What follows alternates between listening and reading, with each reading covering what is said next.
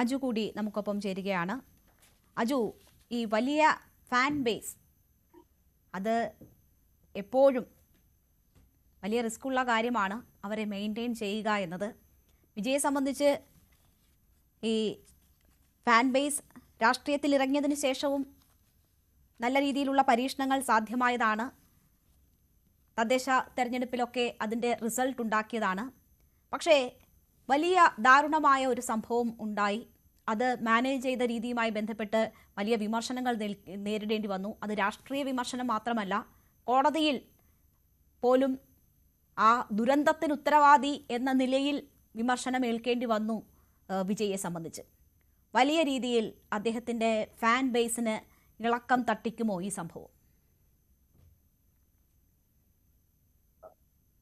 വിജയുടെ ആരാധകരെ സംബന്ധിച്ച്, വിജയുടെ ആരാധകർ എന്നൊക്കെ പറഞ്ഞാൽ അത് അടിയുറച്ച ആരാധകരാണ്. ഞാൻ വിജയ് ഫാനെന്നല്ല, പക്ഷെ പിന്നെ ഇതേപോലെ ഒരു മറ്റൊരു കാര്യമാണ് വിജയുടെ സിനിമ അല്ലെങ്കിൽ വിജയുടെ പൊളിറ്റിക്കൽ കരിയർ ഈ ഇടയ്ക്ക് ആരംഭിച്ചാണെന്നൊക്കെ പറയുന്നവരോട് എനിക്ക് പറയാനുള്ളത്, വിജയുടെ പൊളിറ്റിക്കൽ കരിയർ ഇന്ന് ആരംഭിച്ചൊന്നുമല്ല, അത് വർഷങ്ങളായിട്ട് ആരംഭിച്ച്, അതായത് ഒരു കരിയർ വ്യക്തമായ പ്ലാനോടെ ഇന്ന വർഷം പൊളിറ്റിക്സിലേക്ക് വരിക, അതിനു മുമ്പ് ഇന്ന രീതിയിൽ തന്നെ ബിൽഡ് ചെയ്ത് ഇന്ന രീതിയിൽ പൊളിറ്റിക്സിലേക്ക് വന്ന് പൊളിറ്റിക്സ് ഇമ്പാക്ട് ഉണ്ടാക്കുക എന്ന രീതിയിൽ ബിൽഡ് ചെയ്യപ്പെട്ടിരിക്കുന്ന ഒന്നാണ്. അതായത് വിജയ് ഇന്ന വർഷം പൊളിറ്റിക്സിലേക്ക് വരുന്നു, അല്ലെങ്കിൽ ഇന്ന കാലയളവിനുള്ളിൽ പൊളിറ്റിക്സിലേക്ക് വരുന്നു, ഭാവിയിൽ തമിഴ്നാട് മുഖ്യമന്ത്രിയാകുക എന്നൊക്കെയുള്ള രീതിയിൽ ബിൽഡ് ചെയ്തേക്കാം. അതിനോട് ആ ഒരു രീതിക്കാണ് വിജയുടെ പ്രസംഗങ്ങൾ പോലും, അതായത് ഫേമസ് ആണല്ലോ വിജയുടെ ഈ പറയുന്ന ഓഡിയോ ലോഞ്ചിലെ പ്രസംഗങ്ങളൊക്കെ, ആ പ്രസംഗങ്ങളടക്കം മുഴുവൻ കാര്യങ്ങളും വിജയ് നാളെ സിനിമയിലേക്ക് വരിക എന്നൊരു പൊളിറ്റിക്സിലേക്ക് വരിക എന്നുള്ള രീതിയിൽ ബിൽഡ് ചെയ്ത് വെച്ചേക്കുന്ന ഒന്നാണ്. പിന്നെ വിജയ് ആരാധകർ എന്ന് പറയുന്നത് തന്നെ അവര് ഭൂമി കുലുങ്ങിയാൽ പോലും പോവാത്ത തരത്തിലുള്ള ആരാധകരാണ് വിജയ്ക്കുള്ളത്. നമുക്ക്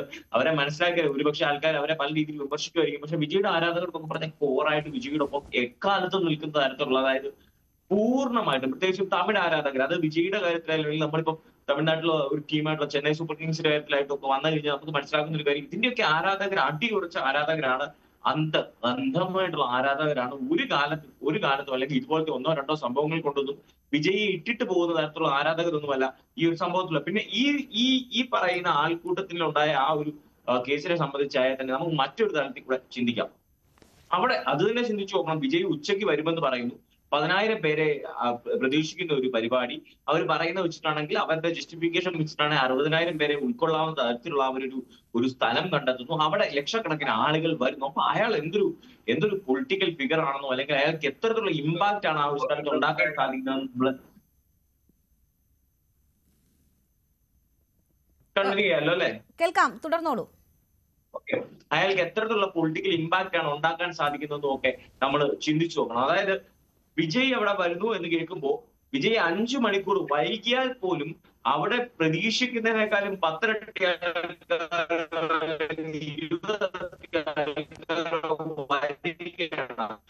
അവര് 5 മണിക്കൂറോ 6 മണിക്കൂറോ വിജയ് വൈകിട്ട് പോലും വെയിറ്റ് ചെയ്യാനായിട്ട് തയ്യാറാകുന്നു. മറിച്ച് മറ്റു രാഷ്ട്രീയ കക്ഷികൾ നിലവിൽ എന്താണ് ചെയ്തുകൊണ്ടിരിക്കുന്നത്? അവരുടെ പരിപാടികൾക്ക്, അവർ സംഘടിപ്പിക്കുന്ന പരിപാടികൾക്ക് അവരെങ്ങനെയാണ് ആളുകളെ കൊണ്ടുവന്നുകൊണ്ടിരിക്കുന്നത്? പൈസ കൊടുത്ത ആളുകളെ കൊണ്ടുവരുന്നു, അല്ലെങ്കിൽ വണ്ടിയെ കൊണ്ട് ആളുകളെ ഇറക്കുന്നു. അവര് വെയിറ്റ് ചെയ്യാൻ തയ്യാറല്ല. ഇവിടെ വിജയുടെ ആരാധകർ അടിയുറച്ച ആരാധകരാണ്. അത് മാത്രമല്ല, ഈ ഒരു സംഭവത്തിലേക്ക് വന്ന് ഇതിനു ശേഷമാണെങ്കിൽ പോലും അവർ വിജയെ ജസ്റ്റിഫൈ ചെയ്യുകയും അതേസമയം ഗവൺമെന്റിനെ ബ്ലെയിം ചെയ്യുകയാണ് ചെയ്യുന്നത്. ഗവൺമെന്റിനെ ബ്ലെയിം ചെയ്തതിൽ കുറ്റമുണ്ട് എന്നല്ല പറയുന്നത്, ഗവൺമെന്റ് ഉത്തരവാദിത്തമാണ്. നമ്മൾ കണ്ടത് ഈ ദുരന്തത്തിന് മുൻപുള്ള സാഹചര്യമാണല്ലോ. 6 മണിക്കൂർ വരെ കാത്തിരിക്കാൻ സന്നദ്ധരായിരുന്നു അവർ. പക്ഷേ 41 ജീവനാണ് നഷ്ടപ്പെട്ടത് എന്നതൊരു യാഥാർത്ഥ്യമാണല്ലോ. ആ ദുരന്തം എങ്ങനെ, ആ ദുരന്തത്തിൽ മരവിച്ച മനസ്സുകൾ എങ്ങനെ മാറി ചിന്തിക്കുന്നു എന്നതാണല്ലോ നമ്മൾ ചർച്ച ചെയ്യുന്നതും. അതിഥികളിലേക്ക് ഞാൻ തിരിച്ചെത്താം ചെറിയൊരു ഇടവേളയ്ക്ക്.